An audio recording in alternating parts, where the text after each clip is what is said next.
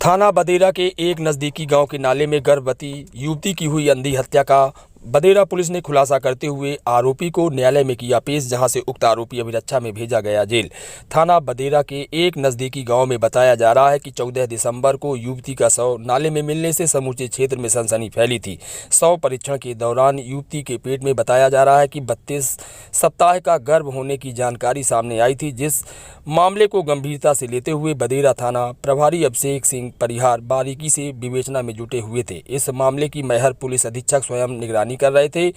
और साथ ही उप निरीक्षक वंदना द्विवेदी बारीकी से जांच में जुटी हुई थी। जब परिवार की महिलाओं के साथ सहेलियों से पूछताछ की गई तो राजकोट में रहकर काम करने वाले एक युवक का नाम सामने आया, जिस युवक को बदेरा पुलिस ने राजकोट गुजरात से पकड़ते हुए जब उससे सख्ती से पूछताछ की तो उसने कबूला की युवती के साथ उसका 1.5 वर्ष से प्रेम प्रसंग चल रहा था, जिस वजह से वह गर्भवती हुई थी। लगातार वह शादी करने का दबाव डाल रही थी और निरंतर उसके रिश्तेदारों के साथ मित्रों के यहाँ फ़ोन लगाकर उसे परेशान कर रही थी, जिस वजह से वह गांव आया और नाले में डुबोकर उसकी हत्या जैसी संगीन वारदात को अंजाम दिया था, जिस मामले का बदेरा पुलिस ने किया है खुलासा। उक्त कार्यवाही को बदेरा थाना प्रभारी अभिषेक सिंह की अगुवाई में दिया गया अंजाम। आइए जानते हैं इस पूरे मामले को लेकर के मैहर पुलिस अधीक्षक ने खुलासा करते हुए क्या कैसी बात कही है। जुड़ने वाले जो स्कूल की सहेलियाँ थी और उनसे भी काफ़ी बारीकी से पूछताछ की गई, उनसे जानकारियाँ इकट्ठी की गई। साइबर टेक्नोलॉजी का भी यूज किया गया, जो टेक्निकल साक्ष्य हैं वो भी इकट्ठे किए गए और उसके बेसिस पर संदेही व्यक्ति को चिन्हित करने का प्रयास किया गया। संदेही व्यक्ति चूँकि उसका अभी घटना के काफ़ी समय पहले से गांव में आना जाना नहीं पाया गया था, किसी के भी द्वारा इस तरह की बात नहीं बताई गई थी, महीनों से वो यहाँ पर नहीं है, तो प्रथम दृष्टया यही इंगित हो रहा था कि शायद किसी इस तरह की घटना होने के बाद, इस तरह का होने के बाद उसके द्वारा संभवतः सुसाइड किया गया होगा। फिर भी चूँकि लड़की उस समय अवयस्क थी तो पॉक्सो एक्ट के अंतर्गत इसमें अपराध होना पाया जा रहा था। इस बेसिस पर टीम को जो है गुजरात भेजा गया और संदिग्ध को चिन्हित करने के बाद टीम के द्वारा बड़ी मेहनत से काम किया गया और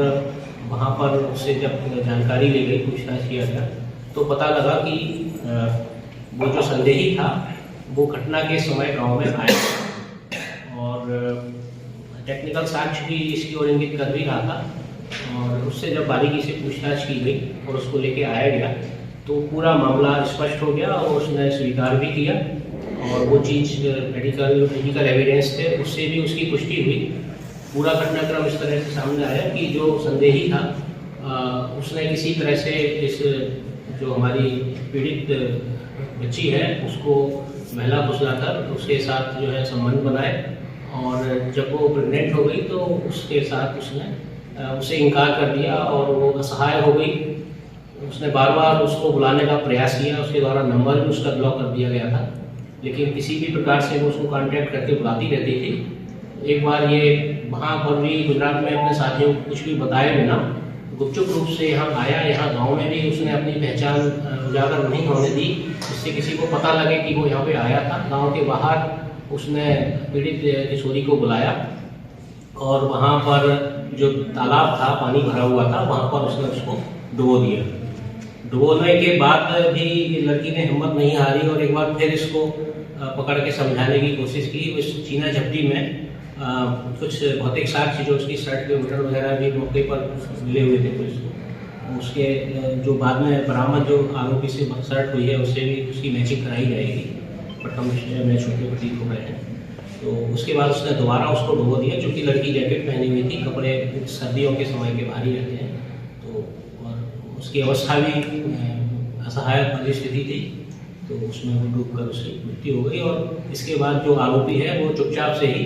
वापस भाग के अपने कर्तव्य स्थल पर गुजरात में पहुंच गया। इस तरह से ये बड़ी दुखद टाइप की घटना घटित हुई है,